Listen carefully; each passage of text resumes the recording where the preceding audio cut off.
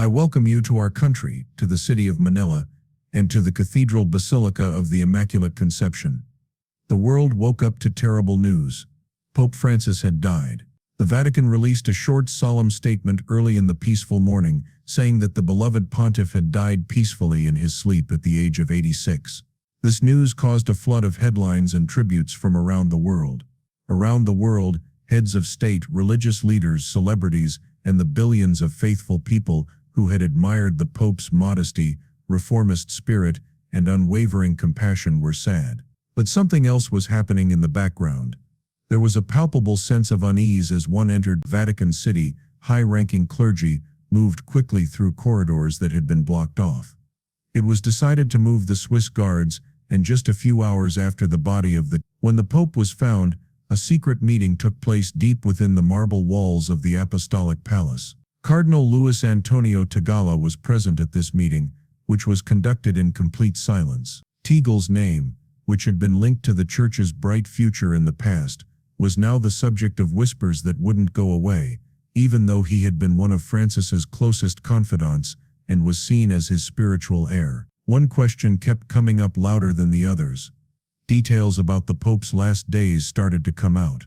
Do you know what Cardinal Tagle knew and why he chose not to speak out? As time went on, rumors started to spread, including ones about secret documents, meetings held at the last minute, and a final letter that named names and warned of betrayal. Some people say the Pope died peacefully, while others say he was silenced before he could say something terrible. All signs pointed to one person who had been there. While everyone was in mourning, the Church started to pray. On the other hand, a storm was brewing behind closed doors, and Cardinal Tagle's news about Pope Francis's death was about to change everything. The Vatican was already on lockdown, and as the sun rose over St. Peter's Basilica, casting a golden glow over Rome, its doors were locked. What should have been a solemn time of mourning had turned into a significantly more serious period of mourning. Even more worrying was the fact that there were more Swiss guards at key entry points, surveillance was limited, and some high-ranking officials were told to stay on Vatican grounds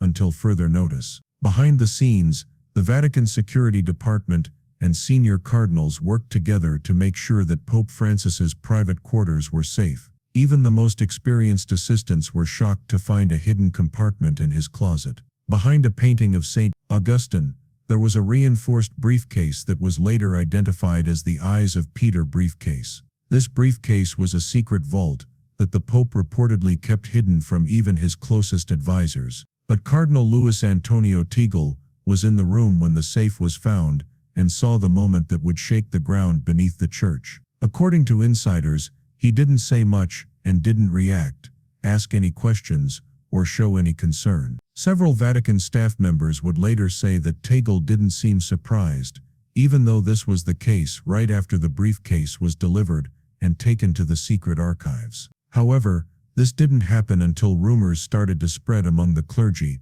that the Pope had gathered evidence of corruption within the Church. There were power struggles at the Vatican on a global level, and a group of cardinals who were quietly against his reform plan. Tensions that had been building for a while were about to explode. Cardinal Tagle, who has been rumored to be the Pope's right hand and possible successor, didn't say anything in public. In fact, he skipped events that were planned. The silence only made things worse. It's not clear why he was in the room when the safe was found, or why he kept quiet.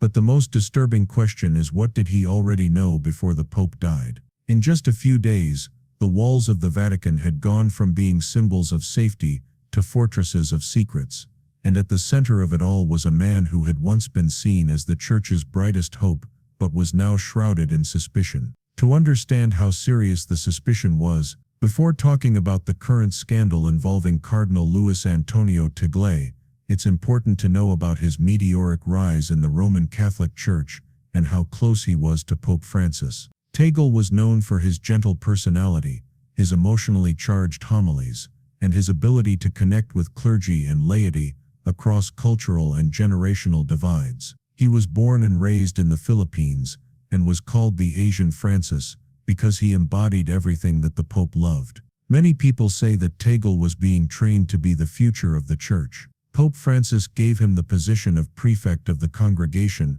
for the evangelization of peoples, which put him in charge of the Church's efforts to spread the gospel all over the world. This is a very powerful position, and after some time, Francis made him a more important figure in the inner circle of the Church, inside the Vatican, which gave him access to secret information, strategic meetings, and some of the Pope's own confidants say that they were often seen doing things together, like praying side by side, talking quietly at synods, and exchanging nods that seemed to show they understood each other, but didn't say it out loud. Francis is the one I trust when I trust no one else.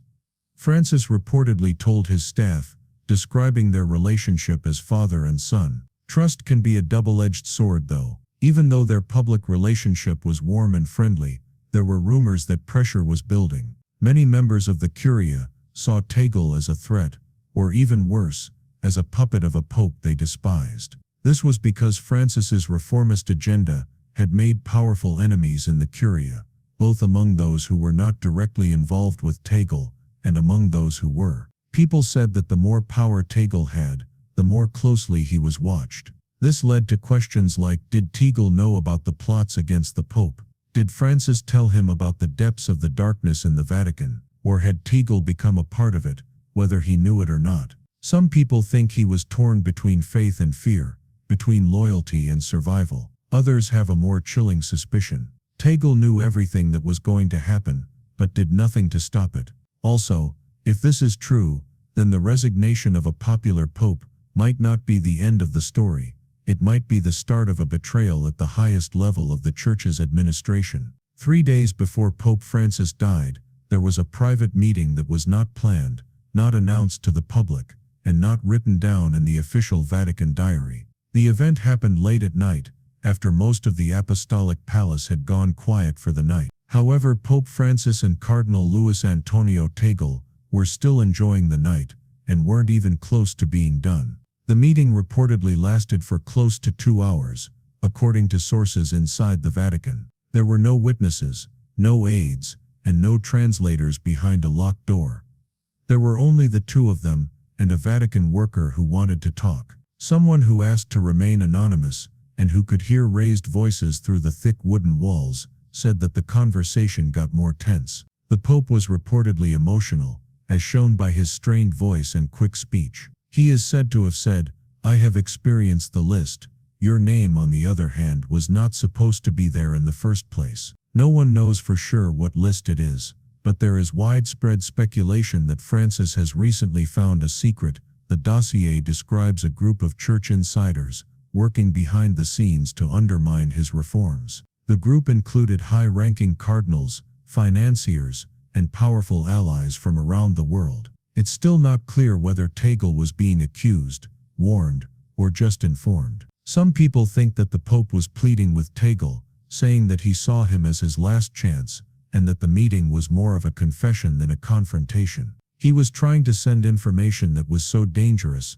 that it could only be given to someone he could really trust, but what happened only added to the mystery. When Tagle came out of that meeting, witnesses said he looked pale and worried, and he didn't talk to anyone. When he got back to his house, he abruptly canceled his public appearance for the next day without giving any reason. After 3 days, Pope Francis died. While the rest of the world was in mourning, people in the Vatican started whispering, what was talked about in that meeting? What secrets were revealed? Also, why has Cardinal Tagle been silent about it since it happened? Tagle is said to have been given a final set of instructions by the Pope that are thought to be a plan for exposing the dark forces that are in the Church. Some people think that Francis realized that Tagle may have been one of those people. It was too late.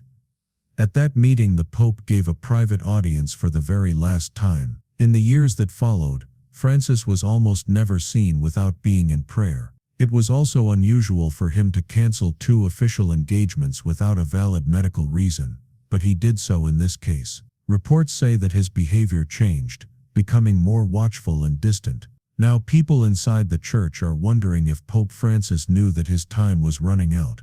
Had he discovered something so important that he was afraid he wouldn't be able to use it before he died? Also, the most important question is whether Tagle was the messenger or the silencer. The Vatican's grand halls are a place where answers are hard to find, But one thing is for sure, whatever happened behind closed doors sealed the fate of a pope, and maybe even the church itself. As Vatican archivists began organizing Pope John Paul II's papers, Francis's private briefcase, which was ominously labeled as Eyes of Peter, they found a sealed envelope with only the name Louise written on it in the Pope's signature script. Inside was a message personally addressed to Cardinal Luis Antonio Tagle, and it was explosive. It wasn't a goodbye, it was a strong warning. Instead of showing affection, the letter began with a sense of urgency. "Because you were with me on my journey," Pope Francis said, "I have prayed for your soul more than I have prayed for my own. The fact that you are reading this means that I have died, and do not live in peace." Then even the experienced priests who were there when it was read were shocked by what happened next. Francis listed the names of the highest-ranking officials, wealthy people with political ties to the church, and celebrities. Each name was coded with phrases like, "compromised black veil obedient," and "watch closely." These weren't accusations, they were verdicts based on the Pope's years of private investigation with the subject. Near the end of the letter, Pope Francis wrote something very scary. "Some people will act as if they are saddened by my death. Some people are already aware of the manner in which I will die. Do not put your faith in their tears, in the event that, if something were to happen to Tagle." He told Tagle very strongly to show the truth. He told him to go public and expose the darkness that was deep in the church's hierarchy. He also told him to take care so that the faithful wouldn't be misled.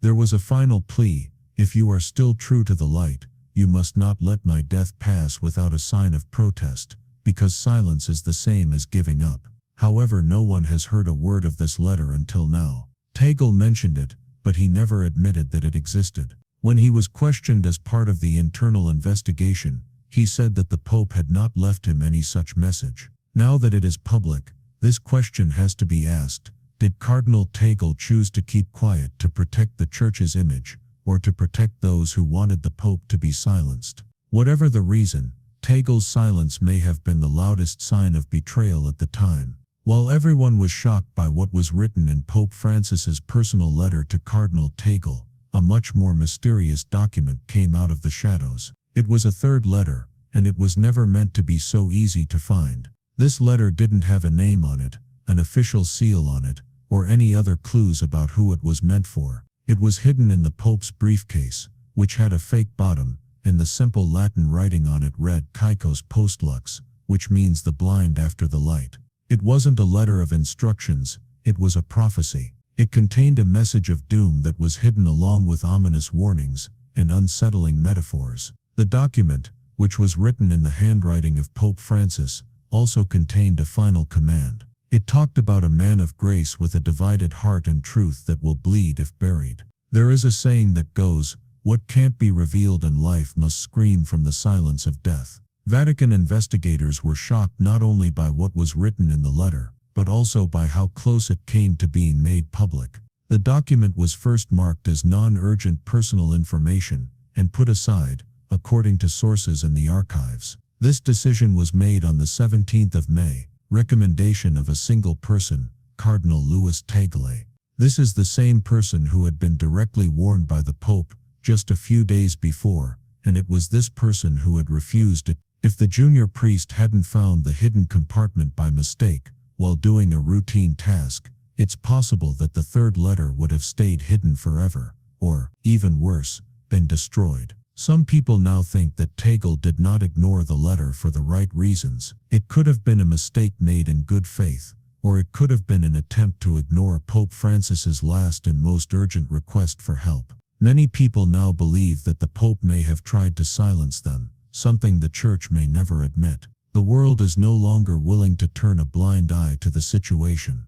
When the contents of Pope Francis's secret letters were made public, the whole world did not just gasp, it erupted in shock. The Catholic faithful were thrown into chaos everywhere they went, from the cathedrals in Europe, to the rural churches in South America, to the prayer halls in the Also, cities around the world have turned places that were once thought to be holy into battlegrounds for belief and betrayal. Overwhelmed and heartbroken, a lot of Catholics came together to support the dead Pope, calling him a martyr who died trying to clean the Church of its deepest corruption. There were violent protests with banners that said Francis spoke the truth, but the same number of people were angry not at the Pope, but at the betrayal that happened within. Everyone's attention was on Cardinal Tagle. Why hadn't he said anything? What was his reason for not protecting the truth? The final letters were almost completely forgotten, which makes you wonder, if he was truly loyal to Pope Francis,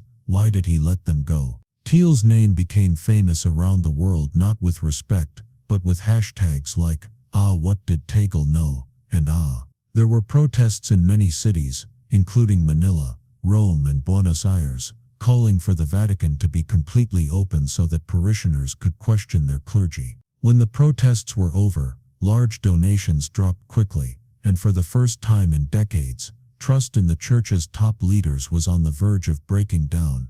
There were growing differences within the Vatican, and reformists wanted an investigation, but traditionalists said no, refused to say that critics were trying to break up the Church. Tagle's silence only made things worse as the rift between the faithful and their leaders grew wider with each hour that went by without an explanation. In the past, Pope Francis had warned of an impending schism, a time when the truth would split the Church in two. That time had finally come, and it was also tearing the establishment apart. Revelation at a time when Cardinal Tagle finally broke his silence, after weeks of mounting pressure, anger from around the world, and constant speculation from the media. He looked troubled, tired, and clearly emotional during a TV interview that was broadcast from the press hall of the Vatican. The interview was highly anticipated, and the cameras zoomed in on him to show his trembling hands and red-rimmed eyes. Tagle began by saying, it was clear that he was upset as he spoke, "I loved Pope Francis like a father. The news of his death broke his heart, and the accusations and rumors have hurt me more deeply than I can say." Tears ran down his face, and the cardinal stopped several times to catch his breath. He swore that he had never broken the Pope's trust, denied having anything to do with any letters, and said that he wasn't aware of any plot. He said, if there were secrets some people were moved, but others were not convinced. Body language experts watched every move and twitch, pointing out problems with his posture and tone of voice. When asked about the hidden letters, his voice broke, but never otherwise. When the subject turned to the third letter,